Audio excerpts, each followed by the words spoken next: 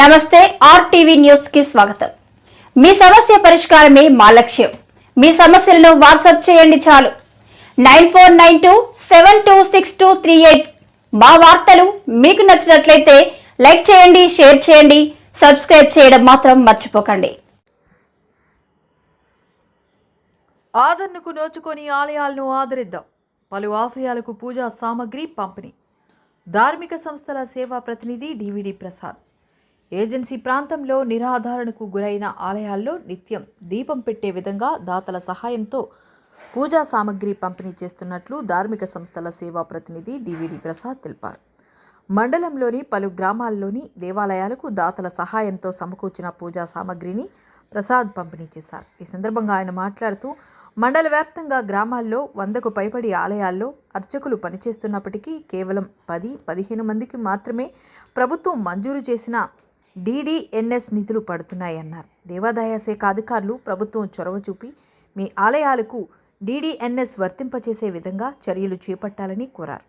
నూతన ఆలయాలతో పాటు ప్రాచీన ప్రార్థనా ఆలయాల పునర్నిర్మాణానికి సైతం ప్రభుత్వం నిజం మంజూరు చేసి ఆలయాల అభివృద్ధికి చర్యలు చేపట్టాలని కోరారు. జై శ్రీరామ్, జై శ్రీరామ్, జై శ్రీరామ్, జై శ్రీరామ్, జై శ్రీరామ్, జై శ్రీరామ్, జై శ్రీరామ్, జై శ్రీరామ్.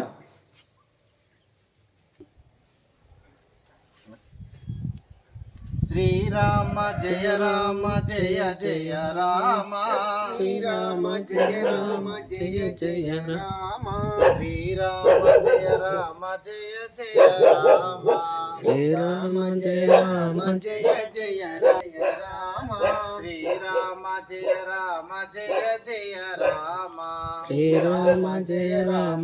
శ్రీరామచంద్రమూర్తి కి జై, సీతమ్మ తల్లి కి జై, లక్ష్మణ మూర్తి కి జై, పవన్ సుత హనుమాన్ की, भारत माता की जय.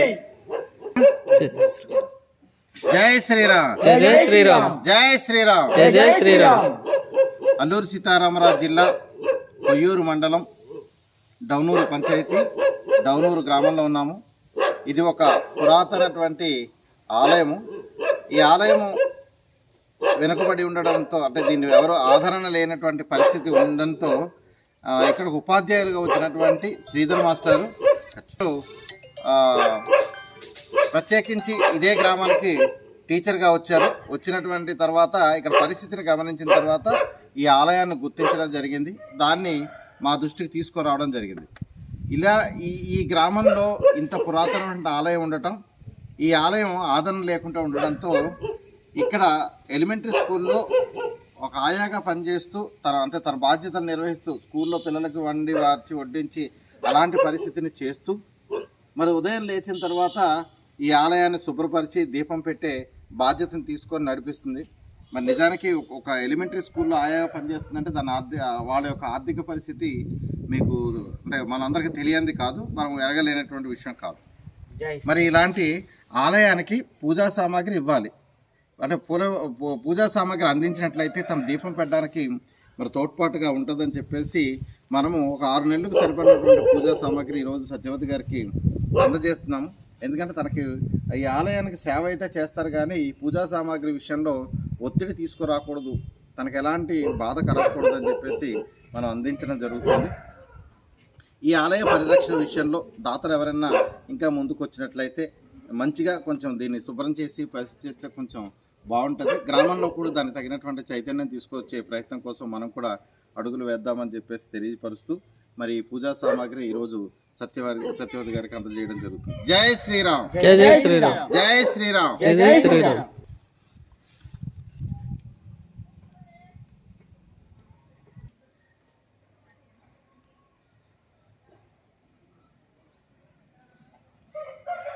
చేసినటువంటి గ్రామ పెద్దలు ఈరే రాజబాబు గారు, సర్పంచ్ గారు, అలాగే ముఖ్యంగా రామారావు గారు ఈ గ్రామంలో కార్యక్రమం ఏర్పాటు చేయడం ముందు చొరవ తీసి మీకు కబురు పెట్టడమే కాకుండా మమ్మల్ని కూడా ఇక్కడ ఆహ్వానం చేశారు. వారికి కూడా సభాముఖంగా హృదయపూర్వకంగా ధన్యవాదాలు. అలాగే వేదిక మీద ఉన్నటువంటి విశ్వ హిందూ పరిషత్ పెద్దలు వారికి కూడా హృదయపూర్వకంగా ధన్యవాదాలు. అర్చకులందరికీ అలాగే స్వాములందరికీ కూడా హృదయపూర్వకంగా ధన్యవాదాలు. సహజంగా మనము ఒక గ్రామంలో అర్చకుడు అంటే చాలామంది గుడిలో దీపం పెట్టే వ్యక్తిగానే చూస్తాం, కానీ నా ఉద్దేశం అది కాదు. అర్చకుడు అంటే ఆ ఊరికి నిట్రాట్లాడు. అర్చకుడు అంటే నిట్రాట్లాడు. అది బలంగా ఉంటే గ్రామం ఆటోమేటిక్గా ఉంటుంది. ఎందుకు అలా అంటుందంటే వాళ్ళు అంత బాధ్యతగా ఉండాలి. నిట్రాట అనేది మొత్తం ఎలా బాధ్యతగా ఉంటుందో మీరు కూడా అంత బాధ్యతగా ఉండాలని చెప్పేసి కోరుకుంటున్నాను. ఎందుకంటే మీ గ్రామంలో ఏం జరుగుతుందో మీకు తెలుస్తుంది. ఒక మత మార్పిడి జరుగుతున్నా, మత ప్రచారం జరుగుతున్నా, వేరే రకమైన ప్రభావాలు ఏమైనా ఉంటే అలాంటివి ఏది జరుగుతున్నా మీకే ముందు తెలుస్తుంది. తెలుసుకోవాల్సిన బాధ్యత కూడా ఉంది. కాబట్టి వాటి విషయంలో మీరు బాధ్యత తీసుకొని మన గ్రామంలో మన ధర్మాన్ని రక్షణ కోసం మీ అందరూ కూడాను ఒక సైనికుల్లా, మీ గ్రామానికి మీరు ఒక సైనికుల్లా వెన్నుదన్నుగా ఉండాలని చెప్పేసి ఈ అర్చకులను ఒక చోటుకు చేర్చే ఉద్దేశం మాకు కలగడానికి గల కారణం. అంతేగాని గుడిలో దీపం పెట్టడానికి అయితే అవసరం లేదు. ఎందుకంటే సహజంగా దేవుడు అనేవాడికి అందరూ పెట్టుకుంటారు, మనము పెట్టేసుకుంటాం. కానీ మనము చేస్తున్న పని ఏంటి అంటే నా దేవుడిని, నా ధర్మాన్ని నేను రక్షించుకోవడం కోసం లోక కళ్యాణార్థం ఈ దీపం పెడుతున్నాం. దేవుడిని మనం లోకం అంతా క్షేమంగా ఉండాలని చెప్పేసి కోరుకుంటూ పెట్టేది. లోక క్షేమాన్ని కోరుకునేది ఎవరు? అర్చకుడు మాత్రమే. ఎవరింటికి ఆడ వెళ్తే నా ఇల్లు బాగోవాలి, నా వాసు బాగోవాలి, నా కోరుకుంటామే తప్ప లోకం బాగోవాలని కోరుకుంటారా? అర్చకులు మాత్రం ఇప్పటికీ తేడా చూడండి. అర్చకుల యొక్క విలువలు పెరుగుతూ వచ్చి నలుగురిలోకి వెళ్ళేటప్పటికి ఒక గౌరవం అనేది కనిపిస్తుందా లేదా? ఎక్కడికైనా వెళ్ళేటప్పటికి మంచి ఆదరణ ఉంటుంది. ఒక మాలతో ఉన్నటువంటి వ్యక్తికి ఎంత గౌరవంగా చూస్తారో అర్చకుడు 365 రోజులు మాలతో ఉన్న వ్యక్తిలో ఉంటారు. కాబట్టి అర్చకుల యొక్క ప్రవర్తన కూడా అంత ముఖ్యం. సమాజానికి బలహీనపడే పని, సమాజంలో చులకనగా అయ్యే ఏ పని కూడా అర్చకుడు చేయకూడదు. చేసాడు అంటే తను చులకనవ్వడమే కాకుండా తన ధర్మాన్ని, అంటే మన ధర్మాన్ని కూడా సమాజంలో చులకన చేసిన వ్యక్తులు అవుతారు. కాబట్టి అలాంటి అవకాశాన్ని తీసుకురావద్దు. అందరూ కూడా కలిసికట్టుగా ఉందామా లేదా? మన ధర్మం కోసం పాటుపడదామా లేదా? Thank you.